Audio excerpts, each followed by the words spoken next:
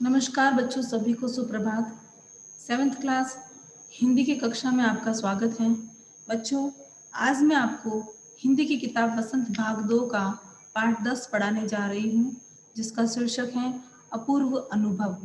बच्चों, इस पाठ की लेखिका का नाम है तेत्सुको कुरियानागी, जो एक जापानी लेखिका हैं और इनका जन्म 1933 टोक्यो में हुआ था। टोक्यो जापान का एक शहर है, तो वहाँ इनका जन्म हुआ था और ये कलाकार थी और उपन्यासकार भी थी। इनके पिता मोरित्सुना कुरियानागी हैं और इनकी माता का नाम छू कुरियानागी है। बच्चों, तोतो चान विश्व विश्व साहित्य की एक अमूल्य निधि है। तोतो चान लेखिका ने जो ये कहानी लिखी है, ये इन्होंने अपने बचपन के कुछ यादों के आधार पर ये कहानी लिखी है। बच्चों, तो तोतो चान एक विश्व साहित्य की अमूल्य निधि है, यानी कि तोतो चान एक पुस्तक का नाम है और उसका एक अंश जो है लेखिका ने हमारे सामने प्रस्तुत किया गया है, जो मूलतः जापानी भाषा में लिखी गई थी। ये जो तोतो चान है, ये जापानी भाषा में लिखी गई थी। इसका अनुवाद विश्व की कई भाषाओं में भी हो चुका है।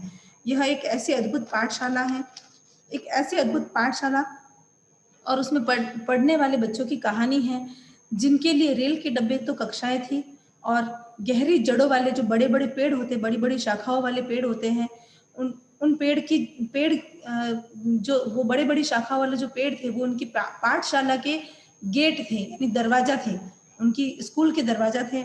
और शाखा खेल बच्चों के खेलने के लिए कोने बने हुए थे, यानी जो बड़ी बड़ी शाखाएं थी पेड़ों की, उस पर बच्चे खेलते थे। इस अनोखे स्कूल के संस्थापक थे श्री कोबायाशी। स्कूल के संस्थापक का नाम था कोबायाशी और लेखिका स्वयं इस स्कूल की छात्रा थी। तो लेखिका ने जो ये तोतो चान लिखी है, ये स्वयं इसकी छात्रा थी इस स्कूल की। तो उन्हीं के बचपन के अनुभवों पर आधारित है ये पुस्तक तोतो चान, जिसका अंश है अपूर्व अनुभव। तो बच्चों, ये जापानी भाषा में लिखी गई थी कहानी और इसका हिंदी अनुवाद किया है पूर्वा यागी कुशवाहा ने। तो आइए बच्चों, पाठ प्रारंभ करने जा रही हूँ। अपूर्व अनुभव। सभागार में शिविर लगने की 2 दिन बाद तोतो चान के लिए एक बड़ा साहस करने का दिन आया। बच्चों, लेखिका ने कहानी अपने बचपन के अनुभवों के आधार पर लिखी है और इसमें एक लड़की का नाम रखा है तोतो चान। लड़की को एक नाम दिया है तोतो चान और इस जो कहानी की जो पुस्तक है उसका नाम भी तोतो चान ही है। तो लेखिका कह रही है कि सभागार में शिविर लगने की 2 दिन बाद तोतो चान के लिए एक बड़ा साहस करने का दिन आया। ठीक है, इस दिन से इस दिन उसे यासुकी चान से मिलना था। यासुकी चान जो एक लड़का है और वो लड़का तोतो चान से उम्र में 1 साल बड़ा है।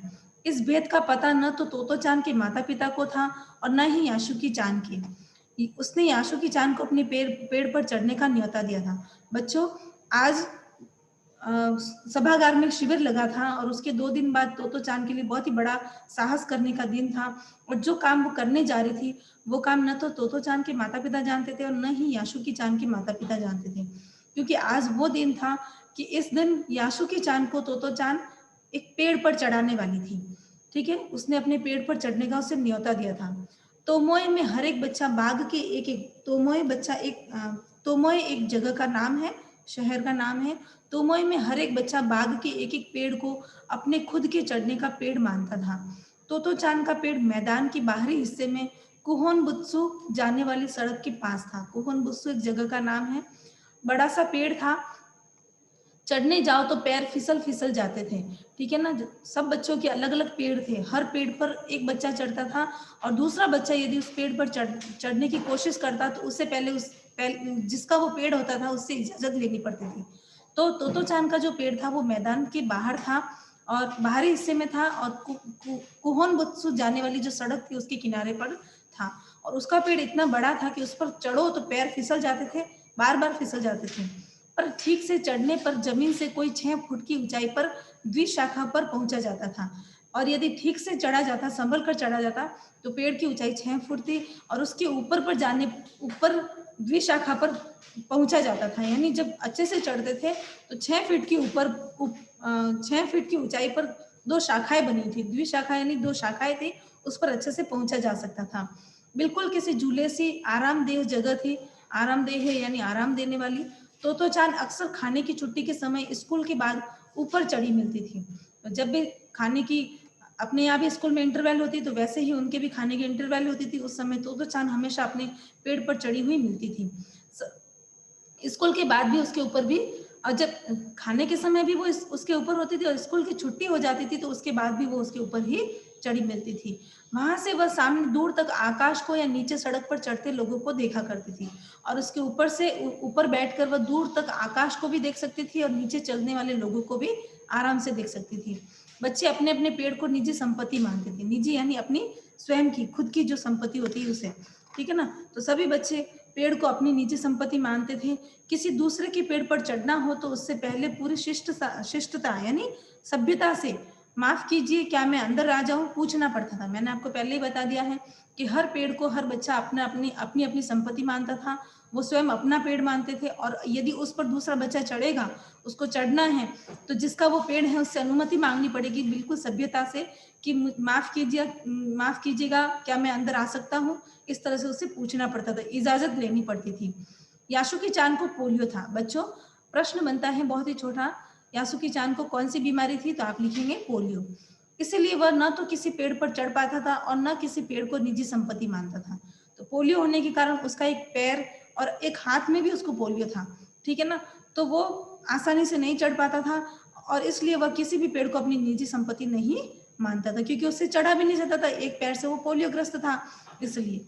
अतः तोतो चान ने उसे अपने पेड़ पर आमंत्रित किया, पर यह बात उन्होंने किसी से नहीं कही, क्योंकि अगर बड़े उनसे ये बात सुनते तो उन्हें बहुत डांटते, ठीक है ना। तो ये बात तोतो चान ने भी किसी को नहीं कही, और यासुकी चान ने भी किसी को नहीं बताई। यदि ये बड़ों को बताते तो शायद उन्हें आज डांट जरूर पड़ती।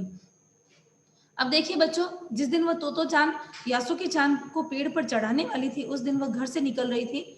तो घर से निकलते समय तोतो चान ने माँ से कहा कि वह यासुकी चान के घर पर डेनिन चोफू जा रही है। उसने सिर्फ यही कहा, झूठ बोला। जा तो वो यासुकी चान के लिए ही रही थी, लेकिन उसने ये कहा अपनी माँ से कि मैं यासुकी चान के घर डेनिन चोफू, जो डेनिन चोफू में उसका घर था, और वो कुबोन हुसु के पास में जो गांव था तोमोए, वहां पर रहती थी, और यासुकी चान रहता था डेनिन चोफू में। तो उसने कहा कि मैं उसके घर जा रही हूँ। चूंकि वह झूठ बोल रही थी, इसलिए उसने माँ की आंखों में नहीं झांका। समझ में आया? वो झूठ बोल रही थी बच्चों, तो वो अपनी माँ की आंखों में आंखें डालकर बात नहीं कर रही थी। अक्सर कई बार ऐसा होता है, जब हम बच्चों झूठ बोलते हैं तो अगले वाले की आंखों से आंखें मिलाकर बात नहीं करते, क्योंकि झूठ हमारी आंखों में झलक जाता है, इसलिए हम उसके सामने आंखें नहीं मिला सकते हैं। तो उसने भी अपनी माँ से झूठ बोला था, इसलिए अपनी माँ के सामने वो नहीं देख रही थी। वह अपनी नजर जूतों के फीतों पर ही गड़ाई थी। जूतों के फीते यानी जूतों की जो लेस होती है, हम बांधते हैं, उसे कहते हैं फीते, ठीक है ना। उसी पर उसकी नजरें थी। रॉकी उसके पीछे पीछे स्टेशन तक आया। जाने से पहले उसे सच बताए बिना तोतो चान से रहा नहीं गया। और रॉकी जो था वो भी उनके साथ ही पढ़ने वाला था, और तोतो चान का भाई भी था। तो उसने उसका पीछा किया, तोतो चान का पीछा किया रॉकी ने। और जब वो स्टेशन पर पहुंची तो तोतो चान भी उससे सच बताए बिना वो उससे रहा नहीं गया। तो उसने रॉकी को सब सच बता दिया था। उसने रॉकी से कहा कि मैं यासुकी चान को अपने पेड़ पर चढ़ने देने वाली हूँ। उसने उसको बताया। जब तोतो चान स्कूल पहुंची, अब देखिए बच्चों, वो रेलगाड़ी में बैठी, तो क्या हुआ, जब तोतो चान स्कूल पहुंची तो रेल पास उसके गले में आसपास हवा में उड़ रहा था। बच्चों स्कूल जाते थे वहां तोमोए में, जब बच्चे स्कूल जाते थे रेलगाड़ी से जाते थे, तो रेलगाड़ी में चढ़ने के लिए बच्चों के लिए एक पास होता था जो उनके गले में लटका होता था। जैसे अपने स्कूल का आईडी कार्ड होता है, बच्चों के गले में लटका रहता है, वैसे ही उनके गले में रेल का पास होता था। तो वो रेल का पास जो था उसके गले में था, और हवा के कारण वो इधर उधर उड़ रहा था। यासुकी चान उसे मैदान में क्यारियों के पास मिला। मैदान में क्यारियां बनी हुई थी, जहाँ पौधे रोपे हुए थे, घास लगी हुई थी, तरह तरह के फूलों के पौधे रोपे हुए थे। तो वो वहां उसको मिला। गर्मी की छुट्टियों के कारण सब सूना पड़ गया था, क्योंकि दो दिन पहले ही वो स्कूल गए थे और 2 दिन बाद उनकी स्कूल की छुट्टियां पड़ गई थी, तो सब मैदान सूना पड़ा हुआ था। यासुकी चान उसे कुल जमा 1 वर्ष ही बड़ा था। मैंने आपको पहले ही बताया था कि यासुकी चान जो है वो तोतो चान से 1 साल ही बड़ा था, पर तोतो चान को वो अपने से बहुत बड़ा लगता था। लेकिन तोतो चान उससे 1 वर्ष ही छोटी थी, लेकिन वो हाइट में भी छोटी थी और बिल्कुल प्यारी बच्ची दिखती थी। लेकिन जो यासुकी चान था वो उससे 1 साल बड़ा होने पर भी बहुत ज्यादा बड़ा दिखता था। जैसे ही यासुकी चान ने तोतो चान को देखा, वो पैर घसीटता हुआ उसकी ओर बढ़ा। उसके हाथ अपनी चाल को स्थिर करने के लिए दोनों ओर फैले हुए थे। तोतोचान उत्तेजित थी। ठीक है बच्चों, तोतोचान बहुत ही उत्तेजित थी, वो बहुत खुश थी, वो बहुत उतावली थी। वे दोनों आज कुछ ऐसा करने वाले थे जिसका भेद किसी को भी पता नहीं था। ठीक है ना बच्चों, वह उल्लास में ठिठियाकर हंसने लगी। ठिठियाकर यानी खिलखिलाकर हंसना। वह उल्लास में यानी खुशी के मारे वह खिलखिलाकर हंसने लगी। यासुकी चान भी हंसने लगा। तोतोचान यासुकी चान को अपने पेड़ की ओर ले गई। अब तोतोचान ने क्या किया, यासुकी चान को अपने पेड़ के पास ले गई और उसके बाद वह तुरंत चौकीदार के छप्पर की ओर भागी। छप्पर किसे कहते हैं बच्चों, दो तीन लकड़ी के ठूंठ जो होते हैं, बड़ी बड़ी लकड़ियों के ठूंठ होते हैं, वो उनको खड़ा करते हैं, उसके ऊपर लोहे का एक छद्दर डाल दिया जाता है, उसे कहते हैं छप्पर। वहां उस छाया में चौकीदार बैठता था स्कूल का, तो छप्पर की ओर भागी। जैसा उसने रात को ही तय कर लिया था, ये उसने सब रात को ही सोच के रखा था कि मैं छप्पर में जाऊंगी, वहां से मैं बड़ी सी सीढ़ी लेकर आऊंगी और उसको पेड़ के सहारे लगा दूंगी, इस तरह से उसने कहा था। तो वह वहां से एक सीढ़ी घसीटती हुई लाई, उसे तने के सहारे ऐसे लगाया जैसे वह द्विशाखा तक पहुंच जाए। अब वो छप्पर में गई, चौकीदार के छप्पर में गई और वहां से एक सीढ़ी को घसीटती हुई लेके आई। क्योंकि वो घसीटती हुई क्यों लेके आई थी बच्चों, क्योंकि वो छोटी थी उम्र में और हाइट भी उसकी छोटी थी, ऊंचाई भी बहुत छोटी थी और सीढ़ी तो लंबी थी, इसलिए उसको घसीटते हुए लेके आई और उसने पेड़ के तने के सहारे उसको ऐसे लगाया जैसे वो द्विशाखा तक पहुंच जाए। वह कुर्सी से ऊपर चढ़ी और सीढ़ी के किनारे को पकड़ लिया। तब उसने पुकारा, ठीक है, अब तुम ऊपर चढ़ने की कोशिश करो। तो चांद पहले कुर्सी से ऊपर चढ़ी और सीढ़ी के एक किनारे को उसने पकड़ लिया। फिर उसने कहा, अब सब ठीक है। यासुकी चांद से कहा कि तुम अब ऊपर चढ़ सकते हो, तुम चढ़ने की कोशिश करो। यासुकी चांद के हाथ पैर इतने कमजोर थे कि वह पहली सीढ़ी पर भी बिना सहारे के नहीं चढ़ पाया। अब देखिए बच्चों, यासुकी चांद के जो हाथ पैर थे वो एक हाथ और एक पैर पोलियो के कारण कमजोर थे, इस वजह से वो नहीं चढ़ पा रहा था, किसी भी बिना सहारे वो नहीं चढ़ पा रहा था। इस पर तोतो चांद नीचे उतर आई और यासुकी चांद को पीछे से धकियाने लगी। धकियाना यानी धकेलना। अब उसको लगा कि वो कमजोर होने के कारण नहीं चढ़ पा रहा है, हाथ पैर कमजोर थे, उससे उसमें बिना सहारे के वो नहीं चढ़ पा रहा था। तो तोतो चांद नीचे उतर आई और यासुकी चांद को पीछे से धकेलने लगी। पर तोतो चांद थी छोटी और नाजुक सी, बिल्कुल छोटी थी और वो नाजुक सी थी। इससे अधिक सहायता क्या करती, जितना उसमें दम था उतनी सहायता तो उसने कर ली थी, अब इससे ज्यादा वो सहायता नहीं कर पाई। यासुकी चांद ने अपना पैर सीढ़ी पर से हटा लिया और हताशा से सिर झुकाकर खड़ा हो गया। अब उससे तो जितनी सहायता हो सकी उसने कर दी तोतो चांद ने। अब यासुकी चांद निराश हो गया, हताशा यानी निराश हो गया था, वो बिल्कुल उदास हो गया और उदास होकर उसने अपना सीढ़ी से पैर हटा लिया और वो खड़ा हो गया। तोतो चांद को पहली बार लगा कि काम उतना आसान नहीं है जितना वह सोचे बैठी थी। अब क्या करे वह, उसको लगा कि इतना आसान काम नहीं जितना मैंने जल्दी सोच लिया था, अब क्या करना चाहिए। तो यासुकी चांद उसके पेड़ पर चढ़े, यह उसकी हार्दिक इच्छा थी। हार्दिक यानी हृदय से यानी दिल से उसकी इच्छा थी कि यासुकी चांद उसके पेड़ पर चढ़े, तो चांद की इच्छा थी। तो यासुकी चांद के मन में भी उत्साह था, उत्साह यानी जोश था, उसके मन में भी खुशी थी कि मैं तोतो चांद के पेड़ पर चढ़ूं। पर वह उसके सामने गई। अब तोतो चांद ने क्या किया, वह यासुकी चांद के सामने गई। उसका लटका चेहरा इतना उदास था कि तोतो चांद को उसे हंसाने के लिए गाल फुलाकर तरह तरह के चेहरे बनाने पड़े। अब यासुकी चांद जो था बच्चों, वो बहुत उदास हो गया था क्योंकि उसकी बहुत इच्छा थी। तोतो चांद ने उसको दिल से आमंत्रित किया था अपने पेड़ पर और उसकी भी इच्छा थी कि मैं पेड़ पर चढ़ूं। तो उसने क्या किया, तोतो चांद ने उसके सामने खड़ी हो गई और तरह तरह से गाल फुलाने लगी और इस तरह से उसको हंसाने की कोशिश करने लगी यासुकी चांद को। फिर तोतो चांद कहती, ठहरो, एक बात सूझी यानी एक बात दिमाग में आई है उसको। उसने कहा, वह फिर से चौकीदार उसने क्या किया, तोतो चांद ने वह फिर से चौकीदार के छप्पर की ओर दौड़ी और हर एक चीज को उलट पुलट कर उसने देखा। वह देखने लगी, आखिर उसे एक तिपाई सीढ़ी मिली। तिपाई यानी 3 पैरों वाली सीढ़ी, जिसमें देखिए एक टेबल होता है बच्चों जिसमें 4 पैर होते हैं, एक नॉर्मल से सीढ़ी होती है जिसको ऊपर चढ़ने के लिए उसमें 2 पैर होते हैं, बीच में सीढ़ियां बनी हुई होती है, और एक सीढ़ी ऐसी होती है जिसमें 3 पैर बने होते हैं, टेबल के 4 होते हैं, उसी तरह से उसमें 3 पैर होते हैं। तो तिपाई यानी 3 पैर वाली सीढ़ी, उसे 3 पैर वाली सीढ़ी मिली जिसे वह थामे रहना भी जरूरी नहीं था। यानी कि 2 पैर वाली जो सीढ़ी होती है उसको तो पकड़ना पड़ता था, लेकिन 3 पैर वाली सीढ़ी को थामे रहना यानी पकड़े रहना, उसको पकड़ना भी जरूरी नहीं था, वो ऐसे ही खड़ी करी जा सकती थी। वह तिपाई सीढ़ी को घसीट कर ले आई। तो अपनी शक्ति पर हैरान होने लगी। तिपाई को ऊपरी द्विशाखा तक पहुंचा रही थी। वह उस 3 पैरों वाली सीढ़ी को घसीटते हुए लेके आई, तो उसको अपनी शक्ति पर, अपनी ताकत पर थोड़ी हैरानी होने लगी कि देखो, मैंने पहले तो 2 पैर वाली सीढ़ी लाई, अब मैंने 3 पैर वाली सीढ़ी भी घसीट कर लाई, इसका मतलब मेरे में इतनी ताकत है। फिर उसने उस द्विशाखा तक, उस यानी 2 जो शाखाएं बनी हुई थी उस पेड़ की, वहां तक उसको पहुंचा दिया, खड़ा कर दिया। तो उसने कहा तोतो चांद ने कि देखो, अब डरना मत। उसने बड़ी बहन की आवाज में कहा, ये डगमगाए नहीं। उसने कहा यासुकी चांद से, बड़ी बहन की तरह उसने आवाज निकालते हुए कहा कि देखो, अब डरना मत, ये बिल्कुल भी डगमगाएगी नहीं, यानी हिलेगी डुलेगी नहीं। डगमगाना यानी हिलेगी डुलेगी नहीं।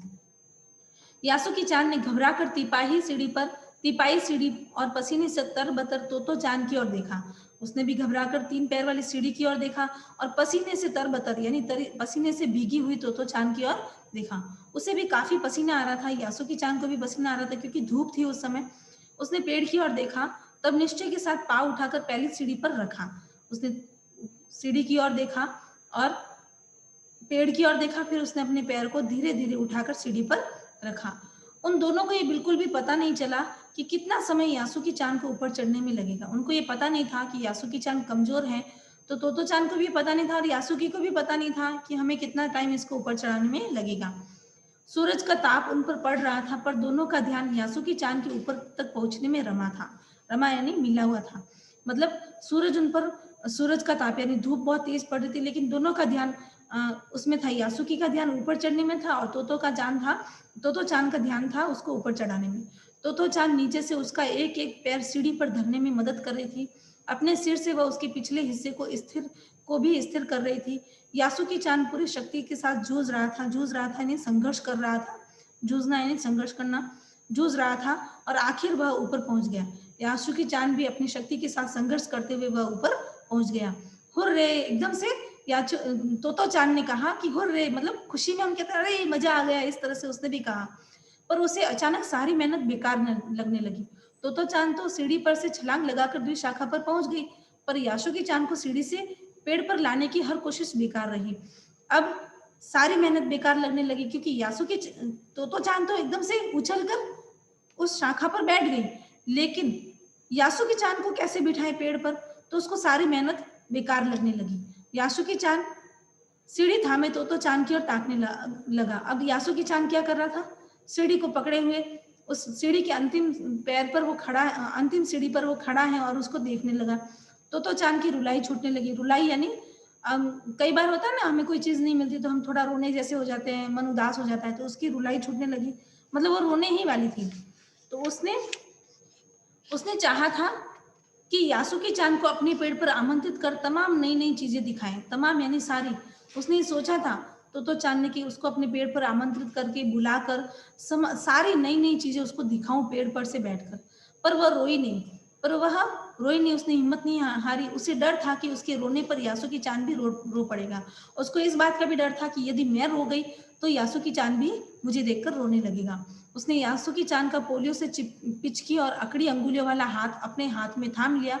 उसके खुद के हाथ से वह बड़ा हाथ था, अंगुलियां भी लंबी थी। देर तक तोतो चांद उसका हाथ थामे रही, पर बोली तुम लेट जाओ, मैं तुम्हें पेड़ पर खींचने की कोशिश करती हूँ। अब क्या क्या, यासुकी चांद का जो पोलियो से ग्रसित हाथ था, उसकी अंगुलियां बिल्कुल पिचकी हुई थी और अकड़ी हुई अंगुलियों वाला हाथ था, बिल्कुल अजीब सा हाथ था उसका। और उसका हाथ तोतो चांद के हाथ से भी बड़ा था, अंगुलियां भी लंबी थी, तो भी उसने उसके हाथ को थामा यानी पकड़ा, थामना यानी पकड़ा। और वह बोली कि तुम लेट जाओ इसके ऊपर, ठीक है, और मैं तुम्हें ऊपर खींचने की कोशिश करूंगी। उस समय द्विशाखा पर खड़ी तोतो चांद द्वारा यासुकी चांद को पेड़ की ओर खींचते यदि कोई देखता तो वह जरूर डर के मारे चीख उठता। यानी कि यासुकी चांद तो बहुत बड़ा भी दिखता था, हट्टा कट्टा शरीर था उसका, तोतो चांद तो बिल्कुल छोटी सी गुड़िया थी। भले ही दोनों में उम्र का 1 साल का ही फासला था, लेकिन फिर भी वो बहुत ज्यादा बड़ा उससे दिखता था। यदि उसको पेड़ की तरफ खींचते हुए कोई देख लेता तो चांद को, तो जरूर वह डर के मारे चीख उठता और उसे डांटता भी। उसे वे सच में जोखिम उठाते ही दिखाई देते, तो लोगों को ऐसा ही दिखता कि वो बहुत बड़ा जोखिम यानी बहुत बड़ी मेहनत कर रही, बहुत ज्यादा जोखिम उठा रही है।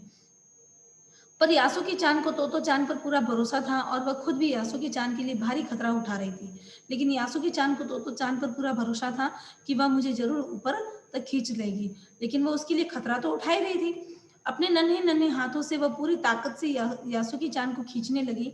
बादल का एक बड़ा टुकड़ा बीच बीच में छाया करके उन्हें कड़कती धूप से बचा रहा था, और इसी बीच बादलों का एक टुकड़ा था। कई बार होता है ना, बादल आते हैं जाते हैं, थोड़ी सी धूप आती है, थोड़ी छाव आती है, तो इसी तरह से बादल भी ऐसे ही उनके ऊपर धूप और छाव थोड़ी थोड़ी छाया करके उनको धूप से बचा रहा था। काफी मेहनत के बाद दोनों आमने सामने पेड़ की द्वि शाखा पर थे। पसीने से तरबतर यानी पसीने से गीले हुए यानी भीगे हुए अपने बालों को चेहरे पर से हटाते हुए तोतो चान ने सम्मान से झुककर कहा, मेरे पेड़ पर तुम्हारा स्वागत है। यासुकी चान से उसने कहा। यासुकी चान डाल के सहारे खड़ा था, कुछ झिझकता हुआ, यानी झिझकना यानी थोड़ा स्वर में महसूस करना, थोड़ी लज्जा महसूस करते हुए वह मुस्कुराया। तब उसने पूछा, क्या मैं अंदर आ सकता हूँ? क्योंकि वहां का एक नियम था, उस स्कूल के पास बाहर जितने भी पेड़ थे, उस पेड़ पर जितने भी बच्चे अपने अपने उस पेड़ पर जो बच्चे अपने उस उन पेड़ों को जो बच्चे अपना अपना पेड़ मानते थे, तो उस पर यदि कोई दूसरा बच्चा आता तो वो यूं कहता था, क्या मैं अंदर आ सकता हूँ? इस तरह से वो उससे सवाल करता था, ठीक है ना। तो उसने भी ऐसे सवाल किया। उस दिन यासुकी चान ने दुनिया की एक नई झलक देखी, जिससे उसने पहले कभी नहीं देखा। यहाँ एक बच्चों प्रश्न बनता है कि यासुकी चान ने पेड़ पर चढ़कर क्या देखा। तो आप ये लिख सकते हैं कि यासुकी चान ने दुनिया की एक नई झलक देखी थी, जिससे उसने कभी नहीं देखा था। तो ऐसा होता है पेड़ पर चढ़ना, यासुकी चान ने खुश होते हुए उससे कहा। वो बड़ी देर तक पेड़ पर बैठे बैठे इधर उधर की गप्पे लड़ाते रहे। गप्पे लड़ाना यानी इधर उधर की बहुत सारी बातें करना। सॉरी। मेरी बहन अमेरिका में है। किसने कहा? यासुकी चान ने कहा कि मेरी बहन अमेरिका में। बड़ी उमंग से वो बात बता रहा था। उसने बताया कि वहां एक चीज होती है, टेलीविजन। बच्चों, आप सभी को पता है टेलीविजन यानी दूरदर्शन, यानी टीवी, जो हम घर पर देखते हैं हर समय। यासुकी चान उमंग से भरा ये सब बातें उसे बता रहा था। वह कहती है कि जब वह जापान में जाएगा वह कहती है कि जब वह जापान में आ जाएगा तो हम घर बैठे बैठे ही सुमो कुश्ती देख सकेंगे। वह कहती है कि टेलीविजन एक डिब्बे जैसा होता है। यासुकी चान ने कहा कि मेरी दीदी कहती है कि जब वह जापान आएगा, यानी उसकी दीदी जापान में थी, तो उसने कहा कि जापान आएगा तो हम घर बैठे बैठे सुमो कुश्ती देखेंगे। जो कुश्ती लड़ते हैं ना आपस में, सुमो, उसकी कुश्ती देखेंगे। और वह ये कहती थी, मेरी दीदी ये भी कहती है कि टेलीविजन एक डिब्बे जैसा होता है। तो चान उस समय ये तो न समझ पाई कि यासुकी चान के लिए जो कहीं भी दूर तक चल नहीं सकता, वह घर बैठे चीजों को देखने के क्या अर्थ होंगे। उस तो चान इस बात को नहीं समझ पाई थी, लेकिन उसको ये था कि जो इंसान ऊपर नहीं चढ़ सकता, दूर तक नहीं चल सकता, वह घर बैठे चीजों को देख लेगा, तो उसके लिए क्या अर्थ होगा, ये तो वो नहीं समझ पाई थी। लेकिन वह तो यही सोचती रही कि सुमो पहलवान घर में रखे किसी डिब्बे में कैसे समा जाएगा। मतलब वो ये सोच रही थी कि घर पर बैठे देखकर उसके लिए, घर पर बैठे देखना उसके लिए वो क्या मायने रखता है, वो ये नहीं समझ पा रही थी। लेकिन वो ये बात जरूर सोच रही थी कि सुमो पहलवान तो बहुत हट्टे कट्टे होते हैं, बड़े होते हैं, और घर में रखे एक छोटे से मामूली से डिब्बे में वो कैसे समा जाएंगे। उनका आकार तो बड़ा होता है। पर बात उसे बड़ी लुभावनी लगी। लुभावनी यानी मन को भाने वाली लगी। उन दिनों टेलीविजन के बारे में कोई नहीं जानता था।